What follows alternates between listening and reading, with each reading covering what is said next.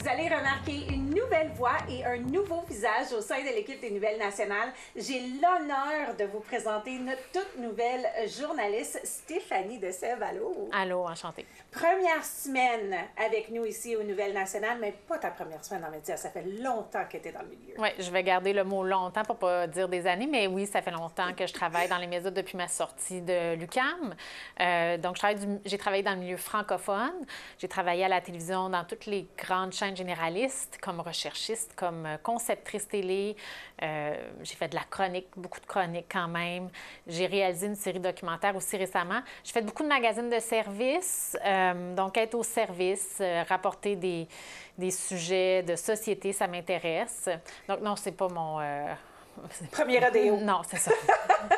Je dois dire que j'ai vu un de tes documentaires qui a vraiment ouvert une enveloppe sur toi. On a vraiment pu voir qui était Stéphanie Dessève. J'ai trouvé ça très intéressant. Parle-nous-en un petit peu plus. Mais ça, c'est une série documentaire que j'ai fait en 2021 environ. Fille de tueur, que ça s'appelle. Point d'interrogation. C'est une histoire très personnelle. C'est une histoire de famille. Ça fait un secret de famille très, très longtemps. Mais dans le fond, j'ai ouvert un vieux dossier criminel dans lequel mon père, il y a 50 ans, a été accusé d'avoir enlevé, d'avoir kidnappé et potentiellement tué un enfant de 10 ans. Donc, le premier enlèvement au Québec. Ça ne peut pas être plus personnel que ça. Mon père a été acquitté suite à un deuxième procès, mais il y avait quand même un besoin pour moi d'aller revisiter tout ça, d'aller voir qu'est-ce qui s'était vraiment passé, c'était quoi son implication, puis qui étaient ces gens-là. Il fallait que cette histoire-là sorte, je pense. Puis finalement, ce que j'ai compris, c'est que ça a fait beaucoup de bien. Ça a fait du bien aux enfants de cette époque-là qui étaient dans cette école-là, qui ont vécu cet enlèvement-là. Puis on m'a dit aussi que ça a libéré possiblement ma descendance. Donc ça, c'est gros quand même de se faire dire ça, que ce trauma-là se transmet de génération en génération.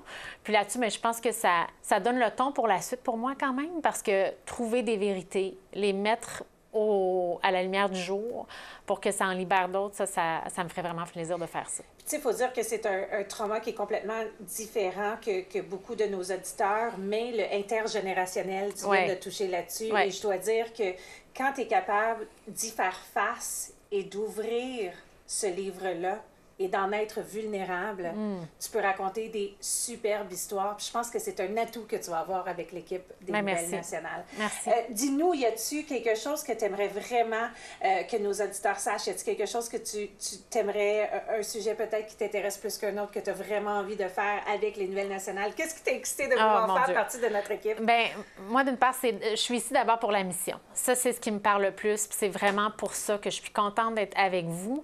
Moi, donner une voix aux différentes communautés autochtones, ça me parle. Je suis allochtone, mais je suis à l'écoute de vos histoires. Vous pouvez me trouver sur Facebook, vous pouvez m'écrire. Ça va me faire plaisir de prendre le temps de m'asseoir. Puis vraiment, en ce qui a trait à ce qui me parle, j'ai envie de dire, je vais d'abord être à l'écoute. Je vais d'abord m'asseoir, être à l'écoute puis être au service d'eux. Puis ça, c'est très important pour moi. Puis c'est vraiment quelque chose que je sens intrinsèquement, là, tu sais, que ça fait partie de ma mission de donner une voix. Donc là-dessus, j'espère être des oreilles puis un porte-voix pour la communauté. Puis je pense que je vais peut-être être un pont aussi des communautés autochtones aux allochtones, parce que je pense que tout ça concerne tout le monde. Puis je pense qu'il y a beaucoup en ce moment de situations et de problématiques sociétales et environnementales qu'on vit, mais j'ai vraiment l'impression que les populations autochtones, eux, ont des solutions à ça. Donc, je pense que c'est pour ça que ça concerne tout le monde. Et il y a beaucoup de sujets qui concernent tout le monde, comme le projet de loi 97 qui affecte les Québécois tout autant que les Autochtones. Oui. Donc, on doit tous être à la table. Oui. Et je dois dire que juste te voir travailler dans la dernière semaine, te voir aller au centre d'amitié autochtone de Montréal, te voir aller serrer des mains dans la communauté. Je sais d'aplomb qu'on a choisi une très bonne journaliste pour faire partie de l'équipe. Je suis excitée de qu'est-ce qu'on va voir dans les mois à venir et que nos auditeurs vont apprendre à te découvrir un petit peu plus. On va faire des petites vidéos aussi insolites sur les réseaux sociaux pour que tu puisses rencontrer Stéphanie un petit peu plus aussi. Mais c'est sur là-dessus que l'émission se termine ce soir. Merci, Kim. On va la voir beaucoup plus souvent. Et oui, on est tout aussi colorés, fait que j'adore. Sur cette note, je vous dis merci d'avoir fait partie des nôtres cette semaine. On se retrouve la semaine prochaine.